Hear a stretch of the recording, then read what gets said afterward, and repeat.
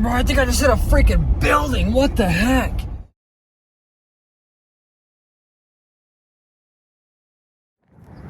Welcome back, everybody, to a video that I have wanted to make for such a long time, and probably the video that's going to get me canceled by every Jeep owner. As you guys saw in the first 10 seconds of this video, don't get too butthurt. This video is a joke.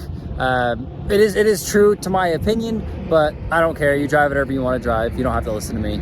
I'm just stating my opinion. So let's get right into why I think Jeeps are the stupidest vehicle that you could possibly buy, and why they are absolutely pointless unless you go wheeling every freaking weekend and you live in Moab. So let's get right into it. So to start off, this video is going to be a lot about the Rubicon itself. It also is going to be a lot about all of the Jeep models. And then mostly it is going to be about what you get for the money, the driving dynamics, the quality of all the pieces, how it drives, the options that you can get and what you can't get and what it does and doesn't come with. So why don't we start off? We'll start off with the front end. Well, actually the whole vehicle. So this is a JL. I mentioned that in the first video. If you don't know what a JL is, it is the predecessor to the JK. So the JK came first, and the difference is with the JL, you get a kind of more updated look, a little bit more body lines. You have a slanted front windshield. You get these doors that actually open like a regular car door instead of having to push a freaking button to open your door. So when the JL first came out, I remember Jeep owners just flipping out about it. Y'all lost your freaking minds because you had a slanted windshield and a more updated car instead of a piece of metal on wheels. You actually got something that got slightly better gas mileage than 3 miles a gallon. You got something that drove better with more engine options and just an overall better, more modern vehicle for, when did it come out? Was it 2018, 2019? I don't even know. I don't care. But you got a more updated, more modern vehicle and y'all complained. So that's pretty stupid that you would do that. So why don't we go around to the front end? We will start at the headlights. Now this Jeep, I don't remember if it was $60,000 or $63,000, but for that money you get halogen headlights. You guys believe that? You get halogen headlights in a $63,000 car, as well as halogen fog lights, all of that. None of those are, I don't think those need to be LEDs, but no LED lights. An LED bulb is what, $60? Jeep couldn't just throw in a $60 bulb. These headlights suck at night. They are absolutely terrible. Okay, why don't we go around to these Easter eggs that you find? I know Tesla does this, but Jeep, I think, kind of originated it. You have these Easter eggs on all of your wheels. I have a little stupid Jeep there, and then I have on the other side, you have well, all the wheels, I should say, have Jeeps on them. And then here you have flip-flops. Here you have a Jeep. These, especially what bugs me is the red on the wheels. It's just such an ugly sticker, and especially it doesn't look good against the green and black. It just looks super stupid, and I don't know why the heck Jeep did it. A lot of you guys might not know this, but my girlfriend actually drives a Jeep, and I make fun of her all the time for it. She loves it. It's her favorite thing in the world, but I hate it. I hate Jeeps, and I make fun of her all the time, and here's why. So this is the Rubicon. This is my father's vehicle. Excuse the noise. It's pretty busy where I'm at, but you don't get a fuel door standard. This is an option. It comes with it's just an option, and especially it's a freaking metal fuel door. But yeah, you don't get this, and you don't even get a lockable fuel filler cap if you don't have a fuel door. So anybody can just come up and siphon all the gas out of your Jeeps because you're stupid. Okay, why don't we hop in to the inside? We'll keep talking about what I don't like about the interior, because there is a lot. So we're starting off with the roof. Why is this white? Why do you have a white roof here? Why does it have this stupid design? This would look so much better if it was black and all of this was black, because this just looks so cheap. Everybody knows that when you have a more sporty or nicer vehicle, generally they're going to come with a black roof just because it looks more luxurious. I know white, when you have a really luxury car, you'll have a white interior because white lets it feel more airy. But when everything in this interior, let me kind of zoom this out. When everything is black, why don't you have a black headliner? And the real kicker with this thing is that my girlfriend's Jeep, this is black and this is white. Why would they make it different? Why is it different on every Jeep? It's flipped. These are black panels and these are white pads or white whatever. Why is that even a thing? Why can't it all just be black, and why can't every single Jeep have that? Now, let's move on to this four-wheel drive switch. This thing is so stupid and so terrible. Every other truck, car, whatever the heck you have that has four-wheel drive is a button. It is a dial or a button that you can do when you're moving. I know Ford has it's an on the fly thing. It's 55 miles an hour and below. You can switch your car into 4-wheel drive. This, you have to sit here and finagle with it, and it is the roughest thing, and you never know if it's in gear or not. You never know if you're in 4-wheel drive or 2. I guess I'll tell you here, but you just freaking rail on this thing all day long and hope it goes into whatever the heck you want it to go into. You put it in neutral when you are towing behind like an RV. And I cannot tell you guys how many times I've seen Facebook posts on Jeep pages saying, hey guys, I was just towing my Jeep, or I just tried to put my Jeep in gear and the motor just sits and revs. I cannot tell you how many times I've seen that people just forget to put it back in 2-wheel drive, because that's a thing that you have to do in a Jeep. She's pulling up right now. Listen to it. You guys hear that high-pitched squeal? Terrible. I just had to film that really quickly, guys. Let's cut back into the video. So a lot of the stuff coming up will be stuff like options. So in this Rubicon, in this $63,000 Rubicon, you don't get leather seats, you don't get heated seats, you don't get electric seats, you don't get cooled seats, you don't get anything. For $63,000, you have a seat that has a freaking, let's see if I can show you guys. You've got a knob to be twisting here, and you got this to pump. And then this is your seat recline. I cannot tell you how many people have gotten into this car and been like, oh, how do I recline the seat? How do I do this? How do I do that? Because it's terrible. They sell this Rubicon for people that are going to off-road their cars and for people that are going to wheel. But that brings me to my next point. All of you husbands will buy these Rubicons and these super nice Jeeps for $63,000, sometimes $65,000 if you get like a nice Sahara or whatever. You spend $60,000 to $65,000, we'll say. You spend $10,000 to $15,000 on a lift, on 35, 37-inch tires for your wife to drive around, get terrible gas mileage, hard to park, a terrible ride in these cars. I'll talk about that later. And she's just gonna go pick up her freaking kids from school. You get nothing for your money, and you're paying so much of it. You never take it off-road. You as the husband never have time, nor do you ever want to take it off-road for some reason. Y'all never wheel your Jeep, so you just have this super expensive car that you could have spent the money. You could have spent the 75 grand, gotten, yeah, maybe not an AMG, maybe an entry AMG Mercedes, any BMW, an Audi, something nice, something luxurious, even like a really low model Porsche, or even a used Porsche you could buy, or any other like relatively luxury SUV for even less money than that. Why would you spend the money for a Jeep? It boggles my mind when I see, I live in Utah. Every other person here drives a Jeep. The stupid Jeep Wave, right? You might as well just have your hands sitting like this, because guaranteed the 5th car you're gonna run into is probably a Jeep. It is such a joke. So let's move on to kind of the driving dynamics, then I'll talk about like some other stuff while I'm driving. Why don't we get setting off? This is another funny thing. Let me make sure that we're actually in 2-wheel drive, because we messed with that. It could be in 4 low. You never freaking know.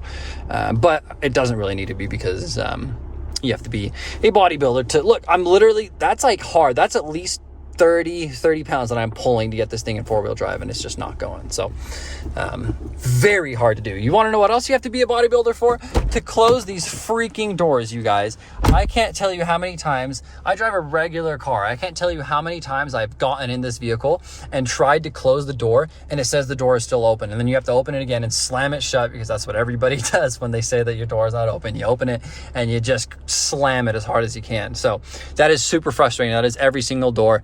I hate that about it. Setting off though, when you put it in gear, especially when it's cold, the ZF 8-speed transmission, you put it in gear and the car lurches forward. It's so sketchy, to be honest with you. Like in the mornings when you're not ready for it or whatever, like you put it in reverse to back out and you're like lurching forward and you're like, holy hell, what is going on? The thing with these Jeeps is, I've never had this on any other car. When you drive like an automatic car, you know that you can like lightly tap the brakes. You put it in gear, car is not moving. It's not moving anywhere. This, when I push the brakes and put it in gear, I feel like I have to hold back a freight train with how much it like wants to move forward. And it makes it really kind of weird for, especially, like I said, this is mostly when it's cold. It's not doing it right now, but mostly when it is cold, it is so hard to drive this thing smoothly. This tranny doesn't like to shift very well when it's cold. You have to give it a second to warm up, and no car should really have to be like that. I understand that is like a thing. There's not a lot of fluid. The fluid is not warm, but that really shouldn't be a thing in 2022. But now that we're setting off, I want to talk about one thing with the screen that I hate. Not only is it not navigable, whatever, you can't navigate through this screen very easily. It's super complicated if you've never owned a Jeep. Like there's vehicles like say Toyotas or Hondas or Hyundais or just like basic cars, even any car, that it is so hard to navigate this freaking screen. Any other car, super easy. This, impossible. It took me so long to get used to the screen, and since I don't drive it, I get like not used to it and I forget how to use it. It is so complicated for no reason, and it doesn't look that complicated, but it almost is. This page, this is like your off-road pages. It is located in your app's off-road pages.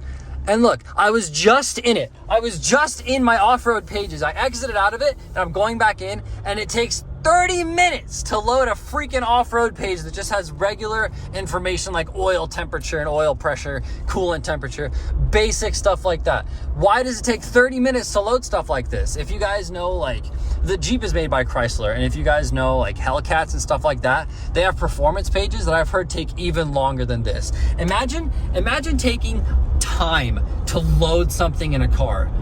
That makes absolutely no sense. You're not going on YouTube in your car. You're trying to look at basic gauges that your car is communicating to your screen. I have no idea why it would take that long.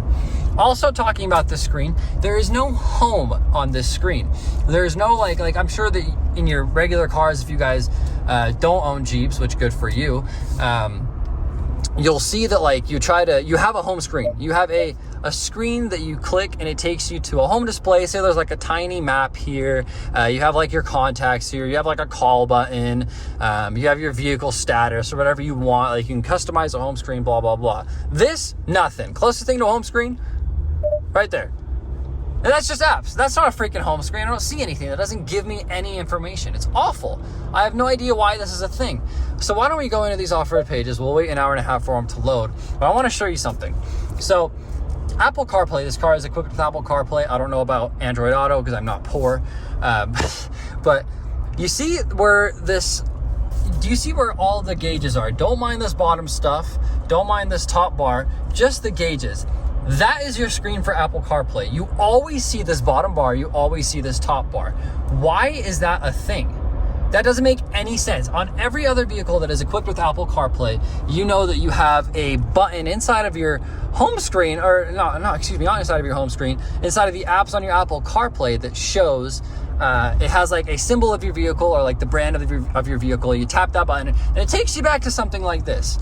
Very basic, very, very smart to use. But no, you still have this ugly, terrible contrast to your beautiful Apple CarPlay screen. You have this ugly black here and this ugly black up top. It looks awful at any time of day, no matter what it be. That's stupid. Let me go back to the argument that I always bring up with my girlfriend, and it makes her so pissed off. You guys, the amount of cars that you can buy for $63,000, the amount of luxury that you can have in a vehicle for, say, your husband. Again, and I keep going back to this husband thing because I live in Utah. Everybody drives a Jeep, mostly women, and I know that their husbands just buy them. Well, either women like don't care or they think it's like cute or whatever to own a Jeep. You guys, you're making yourselves miserable. Why would you buy one of these? You get the worst gas mileage. They're a pain in the butt to drive. Y'all, this on the freeway is the most terrifying thing to drive. This thing wobbles so bad on the freeway, y'all. This thing is sketchy to drive on the freeway. And especially towing, forget about it. Now, I remember older Jeeps. When you talk about like towing with an older Jeep, everybody's like, oh, you're not supposed to tow with the Wrangler. You're not supposed to tow with the Wrangler. Y'all, it's a 4-liter V8. What do you mean I can't tow with a 4-liter V8? That comes with a hitch and electrical hookup. Everybody loses their freaking minds. Oh, did I turn anything off? No. Everybody loses their freaking minds when it comes to towing with an older Jeep, and even like with the newer Jeep. Like, I can't even tell you the people that don't know what they're talking about. It like circulates everywhere. Like, I have a friend that has never owned a Jeep, doesn't know much about towing or whatever, and I was like, yeah, I'll just tow the side by side with this Jeep. And he was like, oh, you can't tow with a Jeep. That's bad for the Jeep, buddy. It's a motor. It has big brakes. It's fine. Granted, you are holding back a freight train. You know how much this thing weighs, but and how it feels like it drives. Jeez, and the bumps. You guys, this thing drives so awful. Anyways, towing with how wobbly it is, forget about it. You might as well not even do it. Maybe that's why they say you shouldn't tow with the Jeep, because it's horrible. Why don't we also talk about how it drives with this diesel motor? Now, I've said before, this is the only way I'd buy this Jeep, with a diesel motor, because I love the diesel. The turbo lag in this car is so weird for a modern vehicle. Now, I understand the diesels lag because they're trying to build up torque, right? But there is so much turbo lag with this car, it's awful. And this car, I should mention, is equipped with auto start stop, which for a diesel, I don't think it should have it. Now, auto start stop doesn't bug me on any car. It's never bugged me. It does bug me with Jeeps. It's awful with this thing. It doesn't turn on most of the time. That's where I was getting to. It does not turn on 90% of the time. And then when you don't want it to turn on, it turns on. Believe it or not, like, it won't turn on my entire drive. I pull into my driveway, park in my garage, auto start stop. What the heck? Why is it auto start stopping? I'm in my freaking garage. You haven't done it all drive. You go to like the page and it says auto start stop not available. Bro, the battery's charged. I don't have AC on. There's nothing going on that would not let me auto start stop. It just doesn't. Screw you. So this is a car where I would probably just turn it off, or, you know, you just kind of don't let it bug you. And you know, like when the car turns back on, it has like this little like hiccup, right? The hiccup in this, maybe it's just the diesel, the hiccup, awful. It's so bad. It's like, it like stumbles, like, oh, you want me to actually go? Oh, holy cow. Okay, cool. Yeah. So really dumb. You guys, I could talk forever about it. Jeeps being terrible owns so much free rent in my head. It would blow your mind. That's probably just because I see them all the time. I don't know if you guys have noticed while I'm driving, but I am all over the place driving this freaking car. I am waving back and forth. It is so hard to drive these things. Holy cow. I have said that in my last video, they've made it very modern. It does feel like a more modern car. It is simple to drive. You put it in gear, you go. It's just different, and it feels twice as big as it really is on the road. So it's just not worth it. There's so many vehicles. There's so many nice cars that you guys can buy for $65,000. When you drive a Jeep and you're on the freeway, I remember I don't like my girlfriend driving. She's not a bad driver. She's a great driver, but like I don't like being driven. I was sitting in the passenger seat, and I notice it now. I'm sitting in the passenger seat and we're on the freeway, and she keeps like letting off the gas, and I feel like she's braking. So I finally was like, hey babe, are you braking right now? And she was like, no. And I was like, great, we're going like 70 miles an hour. There's no traffic. Why are we braking? These cars are so terribly not aerodynamic that you let off the gas and it's like you hit this freaking air brake. It's a parachute, you guys. That's why you get awful gas mileage. So that's why I don't understand why you Jeep idiots freaking complain when y'all got a more slanted windshield and a better motors that gave you better gas mileage. I don't get it. And my girlfriend, she bought a V6 Jeep. I think they come with like a 2-liter turbo or some kind of 4-cylinder turbo. Why not just buy that? You get better gas mileage out of a tinier motor. People just buy these big Jeeps with big motors and terrible gas mileage. They never take them anywhere. I mean, they drive them all around, but they never take them off-road. It doesn't give them anything in their life. And you have the argument of, oh, I bought a Jeep so I could take the doors off and I could take the top off in the summer when it's hot. Bro, anybody that I have heard that uses you can take the top off of a Jeep and the doors off of a Jeep, anybody that uses that as an argument never does it. They never take the tops off the Jeep, never take the doors off the Jeeps. They never use it. Here's an acceleration test. Again, there's so much lag. Holy cow. Another Jeep didn't wave to me. Jeez Louise, you guys. Oh man, I hate these things so much. But I'm gonna stop this video here before I get, again, shot by a Jeep owner. Thank you guys for watching this video. Again, this has all been a joke. Relax. Don't get your panties in a bunch. Wives, your cars suck. Get new ones. Tell your husband to buy you a new freaking car. Tell your husband to buy you like a GLE AMG Mercedes. 30,000 times better than this. Husbands, don't get too butthurt you bought the wrong car. Jeep owners that actually wheel your cars, y'all are cool. Y'all are dope. Jeeps that can wheel, Jeeps can do crazy stuff off-road. But when you buy a car and you don't off-road it, when you buy a car that was built, you know, for, I don't necessarily know too much of the heritage, but when you buy a car that was built for like military purposes and like really rugged stuff, and you don't use it for that, you're dumb. You're just dumb, bro. Buy a different car. Spend your $65,000 on something better, please. That's gonna be the end of the video, guys. Thank you so much for watching. Don't take it too seriously. We'll see you later.